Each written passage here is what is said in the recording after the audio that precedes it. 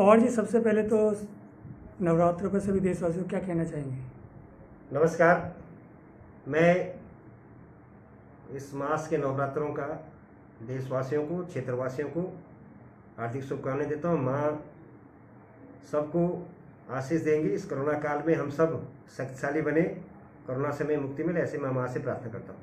पवार जी, जिस तरीके से कोरोना महामारी बढ़ती जा रही है और 2-4 दिनों में काफ़ी ज़्यादा लोगों की डेथ भी हो रही है और बढ़ भी रहे हैं केस, इसके लिए जिम्मेवार कौन है?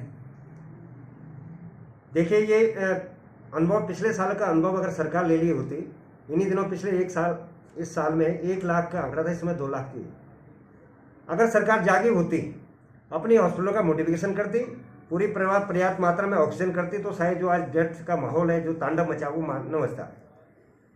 दिल्ली सरकार, पर्टिकुलरली मैं अपने क्षेत्र की बात करूं, स्वामी दयानंद हॉस्पिटल में एक ऐसा हॉस्पिटल है जो चारों हॉस्पिटलों का लोड हम संभाल रहे हैं।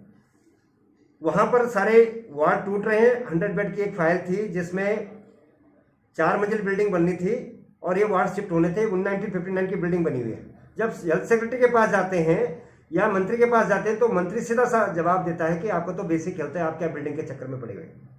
मैं पूछना चाहता हूँ दिल्ली सरकार को, आज अगर आज आपने बिल्डिंग बनाई होती, स्वामी दयानंद का पैसा पिछले 3 सालों से दिया होता, आज बिल्डिंग खड़ी होती, तो जो महामारी आज कोरोना के पहले जो जीटी बस में लोग लाइन लगा के मर रहे हैं, रो रहे हैं, जमीनों पे पड़े, लेटे पड़े, ऑक्सीजन नहीं है, वो आज स्वामी दयानंद हॉस्पिटल में बहुत अच्छा उनको इंतजाम मिलता। अब मैं धन्यवाद करता हूँ अपने प्रदेश अध्यक्ष जी का, उन्होंने आदेश दिया कि स्वामी दयानंद हॉस्पिटल का जो प्राइवेट वार्ड है टोटल वो कोविड हो, और हम कोशिश कर रहे हैं, ईडीएमसी कोशिश करें कि जो हमारे स्कूल है वहाँ भी हम इस व्यवस्था की व्यवस्था करें ताकि हमारे नागरिकों को सुविधा मिल सके। लेकिन चूंकि दिल्ली में सरकार आम आदमी की सरकार है, उनको सोचना चाहिए था कि मोहल्ला क्लिनिक तो अपनी परिस्थिति के लिए कर दिया, लेकिन बड़े हॉस्पिटल आपने अब तक क्यों नहीं बनाए? राजीव गांधी का मोडिफिकेशन होना था, इतना बड़ा हॉस्पिटल है, आज लोग तड़प रहे हैं वहाँ पर। 3-3 दिन से खाना नहीं मिल रहा है वहाँ पर, ऑक्सीजन नहीं मिल रही, लोग तड़प रहे हैं। एक वेंटिलेटर पर जब मर जाए तब दूसरा उसमें डालेंगे आपके पास आप कर क्या रहे? सरकार कहाँ बैठी है सरकार आज? और आपने टीवी और उस पर जब दिखा रहे हैं बस हमारा इतना बेड खाली, इतना बेड खाली। मैं मानता हूँ बेड खाली है, बेड कौन से खाली हैं? जहां पर ऑक्सीजन भी नहीं है, खाली बेड पड़े हुए हैं, लेकिन मरने का इंतजार है। जब उस बेड पे वेंटिलेटर पर मर जाएगा तब हम दूसरे को वहां डालेंगे। और लोग बड़ा अफरा तफरी है, लोग बहुत नाराज हैं, दिल्ली के लोग बहुत नाराज हैं, डरे हुए हैं। ये सरकार बिल्कुल भी हाथ पे धर के बैठे रही इतने दिनों तक, ये बहुत बड़ी समस्या है। दिल्ली देश की राजधानी है और दिल्ली में प्रधानमंत्री भी और मुख्यमंत्री भी। अगर मुख्यमंत्री की मान लो कि गलती है तो केंद्र सरकार की भी कहीं ना कहीं गलती है। उनको भी हॉस्पिटल अगर बढ़ाने चाहिए, केंद्र सरकार की परमिशन से बेड बढ़ाने चाहिए, तो कहीं ना कहीं गलती लगती है। आपके बिल्कुल आप सत्य कह रहे हैं। इसमें केंद्र सरकार ने पिछली बार जब गृह मंत्री जी मैदान में उतरे थे तो लाखों आदमी की जान बची थी, और गृह मंत्री जी तुरंत अब भी निकलेंगे। उन्होंने देख लिया कि दिल्ली सरकार कुछ करने वाली है नहीं। अभी हमारे जितने सरकार, सेंट्रल गवर्नमेंट के सरकार हैं, टोटल हमने पब्लिक के लिए, कोविड के लिए खोल दी है।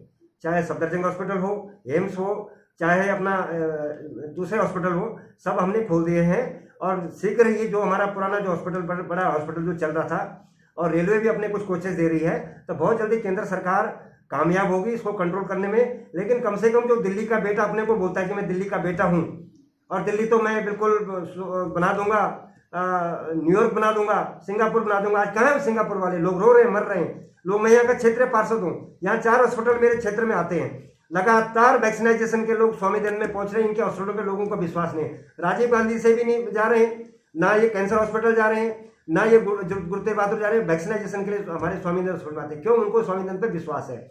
और आप देखेंगे, आप जीटीबी हॉस्पिटल की बात देखेंगे, कोई डॉक्टर फोन नहीं उठा रहा वहां पर। मैं क्षेत्रीय यहाँ का चुनाव रिप्रेजेंटेटिव हूँ, मेरी बात तक भी कोई डॉक्टर नहीं सुन रहा। जिस तरीके से मौत हो रही है जीटीबी हॉस्पिटल की कह रहे हैं आप, वहाँ पे लोग भाग रहे हैं। वहाँ पे क्यों भाग रहे हैं लोग?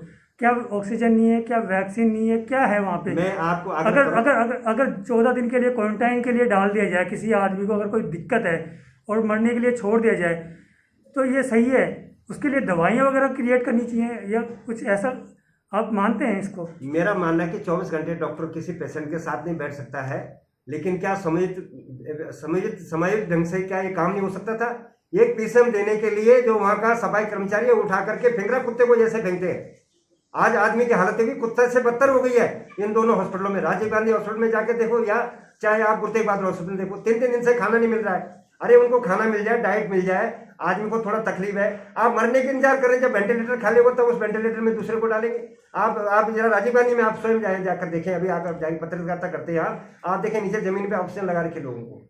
ऑक्सीजन भी प्योर ऑक्सीजन नहीं है, लोग मर रहे हैं। 40 जिसका ऑक्सीजन लेवल होगा, क्या वो सर्वाइव कर पाएगा?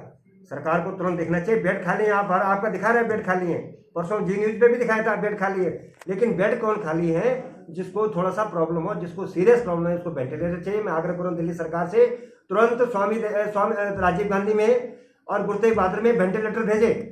इनके पास फंड है, 65,000 करोड़ का बजट है आपका, हेल्थ के ऊपर आप क्या पैसा खर्च कर रहे हैं? लोगों को गंदा पानी पिला करके मार रहे हैं लोगों को। कहीं ना कहीं जो नेताओं की कमी भी लगती है कि कुंभ के मेले जैसे वहाँ पे भीड़ हुई और अभी चुनाव हुआ, चुनाव प्रचार में मास्क नहीं लगाया लोगों ने, फिर दिल्ली में आ रहे हैं प्रचार करके, तो उससे भी कोरोना के केस बढ़ रहे हैं। पत्रकार बंधुओं, बिल्कुल आपकी बात सही है। चाहे कोई कुंभ में जा रहा हो, कहीं जा रहा हो, 2 गज की दूरी, डिस्टेंस मेंटेन करना, मास्क जरूर है, प्रधानमंत्री जी ने सबको बोल रखा है, ठीक है जी। अब ये लोकल एडमिनिस्ट्रेशन है, वो देखेगा इसको, लेकिन मेरा मानना है कि जो कुंभ गए उनका सबका या तो उन्होंने टीकाकरण करा रखा है या उनको अपने टेस्ट करके गए यहाँ से कि उनको कोरोना नहीं, तभी जाकर उनको एंट्री थी। तो ऐसा भी नहीं बोलना कि वो कुंभ में लोग हैं, आस्था का केंद्र है। और दुनिया में जहां देखो आप, ऐसी बात नहीं कि कहीं पर लोग गैदरिंग ना कर रहे हो, लेकिन क्योंकि अब कोरोना बहुत ज़्यादा फैल गया है तो उन लोगों को भी बचना चाहिए। ये आपका सही बात है कि लोगों को बचना चाहिए। क्योंकि 17 तारीख को उन्होंने कुंभ का समापन करने की अनाउंसमेंट किया है, पहले कर सकते थे ये बात, अगर बढ़ रहे हैं केस तो।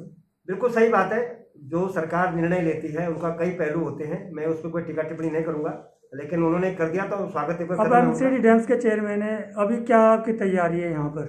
देखिए, मैं चेयरमैन डैम्स हूँ। साफ सफाई से लेकर के डेंगू, चिकनगुनिया, मलेरिया जहाँ पर है वहाँ तुरंत सैनिटाइज कराने के लोगों को भेज रहे हैं। जहाँ पर जिस घर में कोरोना हो रहा है उस पड़ोस पड़ोस में बिल्डिंगों को सैनिटाइज करा रहे हैं। और ईडीएमसी में मेरी भी एक ड्यूटी बनती है कि साफ सुथरा वातावरण रहे, ताकि दो तरह से बीमारी होने वाले हैं। एक तो डेंगू, चिकनगुनिया, मलेरिया से भी होने वाली, इस साल बहुत जबरदस्त मच्छर है, क्योंकि सारा स्टाफ हमारा सैनिटाइज पे लग गया। अभी क्या क्या जरूरत है आपको, आपके क्षेत्र में? अभी मैं दिल्ली सरकार से अनुरोध करता हूँ कि स्वामी दयानंद हॉस्पिटल हमारा सबसे बड़ा हॉस्पिटल है। टोटल लोड इसके ऊपर आ गया, ओपीडी से लेकर के, गायनी से लेकर के 70 75 बच्चे जन्म ले रहे हैं डेली।